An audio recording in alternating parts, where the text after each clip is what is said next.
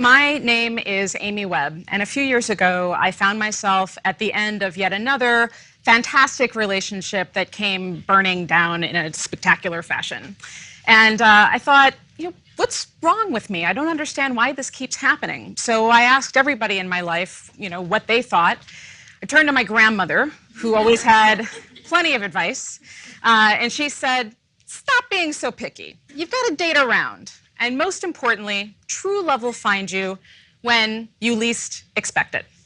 Now, as it turns out, I'm somebody who thinks a lot about data, as you'll soon find.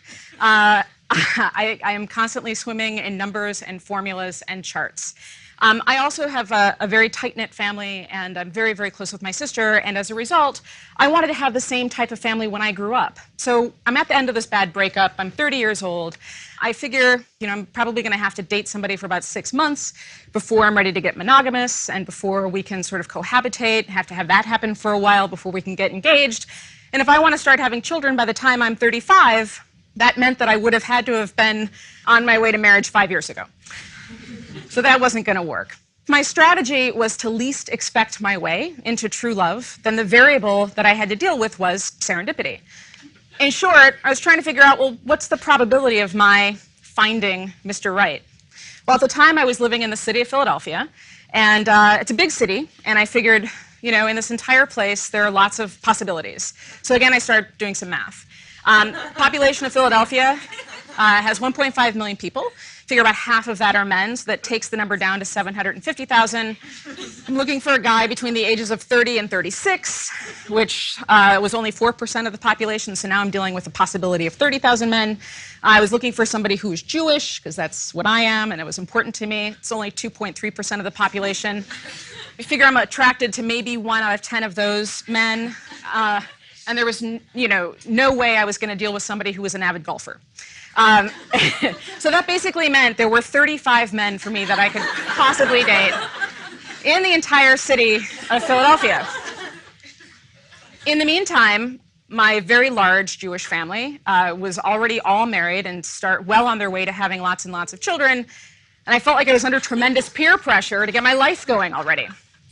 So if I have 2 possible strategies at this point, I'm sort of figuring out. 1, I can take my grandmother's advice and sort of least expect my way into maybe bumping into the 1 out of 35 possible men in the entire 1.5 million person city of Philadelphia, or I could try online dating.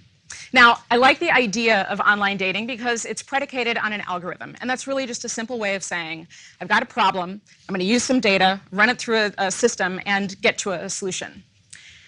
So online dating is the second most popular way that people now meet each other, but as it turns out, algorithms have been around for thousands of years in almost every culture. In fact, in Judaism, there were matchmakers a long time ago, and though they didn't have an explicit algorithm per se, they definitely were running through formulas in their heads, like, is the girl going to like the boy? Are the families going to get along? What's the rabbi going to say? Are they going to start having children right away?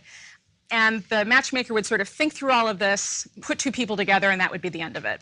So in my case, I thought, well, will data and an algorithm lead me to my Prince Charming? So I decided to sign on. Now, there was one small catch. As I'm signing on to the various dating websites, as it happens, I was really, really busy. But that actually wasn't the biggest problem. The biggest problem is that I hate filling out questionnaires of any kind. And I certainly don't like questionnaires that are like Cosmo quizzes. So I just copied and pasted from my resume.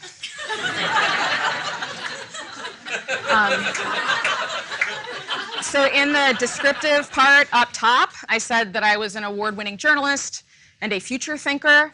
When I was asked about fun activities and like my ideal date, I said monetization and fluency in Japanese. I talked a lot about JavaScript. So obviously, this was not the best way to put my most sexy foot forward. But the real failure was that there were plenty of men for me to date. These algorithms had a sea full of men that wanted to take me out on lots of dates, what turned out to be truly awful dates. There was this guy, Steve, the IT guy. The algorithm matched us up because we share a love of gadgets, we share a love of math and data, and 80s music. And so I agreed to go out with him. So Steve, the IT guy, invited me out to one of Philadelphia's white tablecloth, extremely expensive restaurants. And we went in, and right off the bat, our conversation really wasn't sort of taking flight. But he was ordering a lot of food. In fact, he didn't even bother looking at the menu. He was ordering multiple appetizers, multiple entrees for me as well. And suddenly there are piles and piles of food on our table, also lots and lots of bottles of wine. So we're nearing the end of our conversation and the end of dinner, and I've decided Steve, the IT guy, and I are really just not meant for each other, but we'll part ways as friends. When he gets up to go to the bathroom. And in the meantime, the bill comes to our table. And listen, I'm a modern woman. I'm totally down with splitting the bill.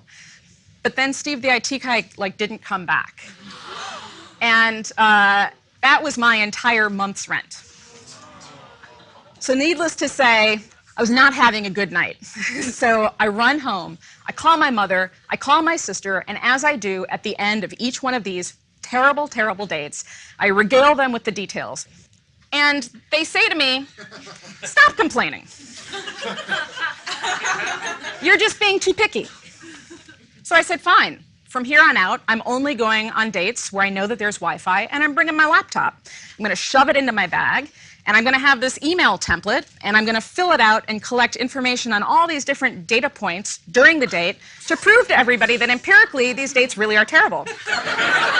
So I started tracking things like really stupid, awkward sexual remarks, bad vocabulary, the number of times a man forced me to high-five him.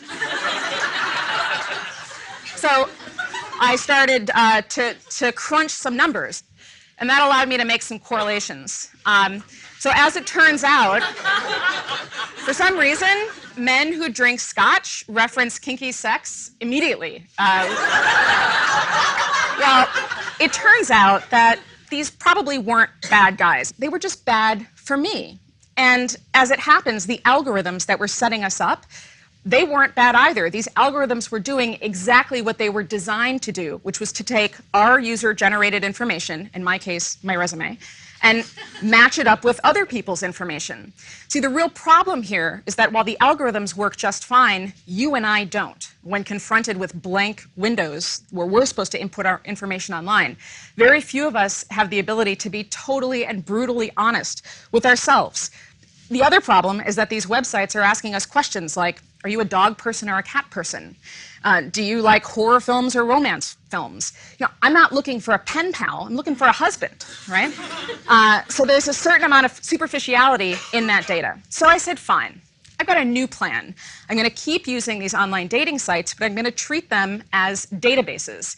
And rather than waiting for an algorithm to set me up, I think I'm going to try reverse engineering this entire system. So knowing that there was superficial data that was being used to match me up with other people, I decided instead to ask my own questions. What was every single possible thing that I could think of that I was looking for in a mate? So I started writing, and writing, and writing. And at the end, I had amassed 72 different data points. I wanted somebody who was Jew-ish, so I was looking for somebody who had the same background and thoughts on our culture, but wasn't going to force me to go to shul every Friday and Saturday. I wanted somebody who worked hard, because work for me is extremely important, but not too hard. For me, the hobbies that I have are really just new work projects that I've launched. I also wanted somebody who not only wanted 2 children, but was going to have the same attitude toward parenting that I do. So somebody who was going to be totally okay with forcing our child to start taking piano lessons at age 3, and also maybe computer science classes if we could wrangle it. So things like that, but I also wanted somebody who would go to far-flung exotic places like Petra, Jordan. I also wanted somebody who would weigh 20 pounds more than me at all times, regardless of what I weighed. So I now have these 72 different data points, which, to be fair, is a lot. So what I did was I went through and I prioritized that list. I broke it into a top tier and a second tier of points. And I ranked everything starting at 100 and going all the way down to 91, and listing things like I was looking for somebody who was really smart, who would challenge and stimulate me, and balancing that with a second tier and a second set of points. These things were also important to me, but not necessarily deal breakers. So once I had all this done, I then built a scoring system because, what I wanted to do was to sort of mathematically calculate whether or not I thought the guy that I found online would be a match with me. I figured there'd be a minimum of 700 points before I would agree to email somebody or respond to an email message. For 900 points, I'd agree to go out on a date, and I wouldn't even consider any kind of relationship before somebody had crossed the 1,500-point threshold. Well, as it turns out, this worked pretty well. So I go back online now. I found Jewish Doc 57, who's incredibly good-looking, incredibly well-spoken. He had hiked Mount Fuji. He had walked along the Great Wall. He likes to travel as long as it doesn't involve a cruise ship, right? And I thought, I've done it. I've cracked the code. I have just found the Jewish Prince Charming of my family's dreams. There was only one problem. He didn't like me back. And I guess the one variable that I haven't considered is the competition. Who are all of the other women on these dating sites? I found Smiley Girl in 1978. She said she was a fun girl who is happy and outgoing. She listed her job as teacher. She said she is silly, nice, and friendly. She likes to make people laugh a lot. At this moment, I knew, clicking after profile after profile after profile that looked like this, that I needed to do some market research. So I created 10 fake male profiles. Now, before I lose all of you, all right, understand that I did this strictly to gather data about everybody else in the system. I didn't carry on crazy catfish-style relationships with anybody.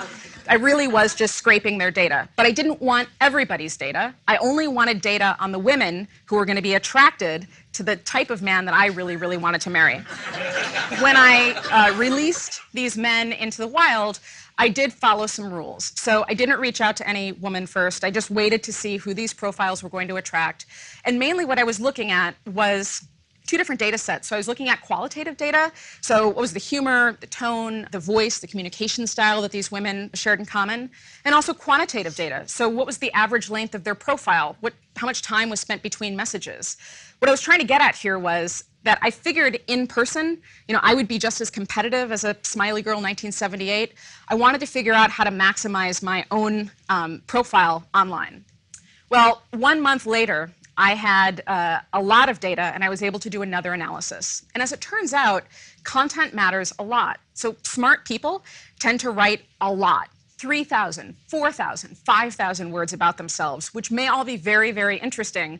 The challenge here, though, is that the popular men and women are sticking to 97 words on average that are written very, very well, even though it may not seem like it all the time. The other sort of hallmark of the people who do this well is that they're using non-specific language. So in my case, The English Patient is my most favorite movie ever.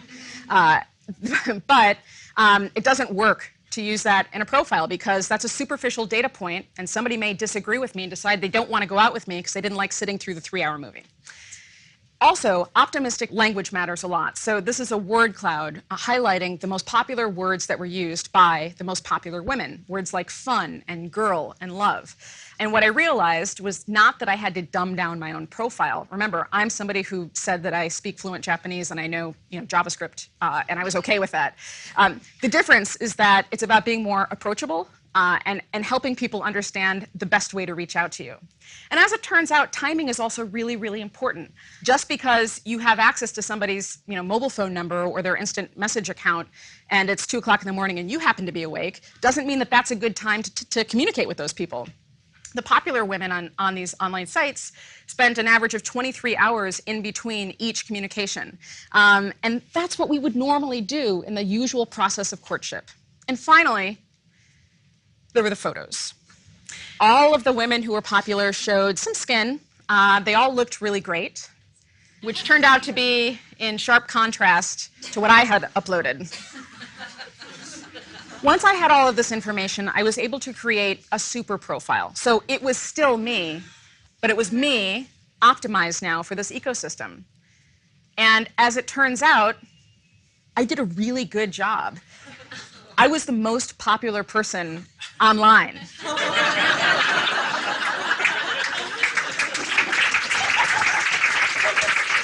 And as it turns out, lots and lots of men wanted to date me. So I call my mom, I call my sister, I call my grandmother. I'm telling them about this fabulous news. And they say, this is wonderful. How soon are you going out? And I said, well, actually, I'm not going to go out with anybody. Because remember, in my scoring system, they have to reach a minimum threshold of 700 points, and none of them have done that. They said, what? You're still being too damn picky. Well, not too long after that, I found this guy, Thevenin. And he said that he was culturally Jewish. He said that his job was an Arctic baby seal hunter, which I thought was very clever. He talked in detail about travel. He made a lot of really interesting cultural references. He looked and talked exactly like what I wanted. And immediately he scored 850 points. It was enough for a date. 3 weeks later, we met up in person for what turned out to be a 14-hour-long conversation that went from coffee shop to restaurant to another coffee shop to another restaurant. And when he dropped me back off at my house that night, I rescored him. Thought, you know what? This entire time, I haven't been picky enough. Well, a year and a half after that, we were non-cruise ship traveling through Petra, Jordan, when he got down on his knee and proposed. A year after that, we were married, and about a year and a half after that, our daughter, Petra, was born.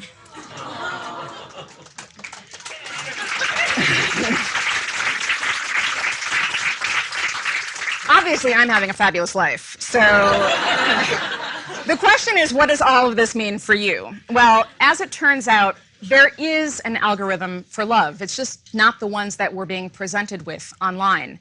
In fact, it's something that you write yourself. So whether you're looking for a husband or a wife, or you're trying to find your passion, or you're trying to start a business, all you have to really do is figure out your own framework and play by your own rules, and feel free to be as picky as you want.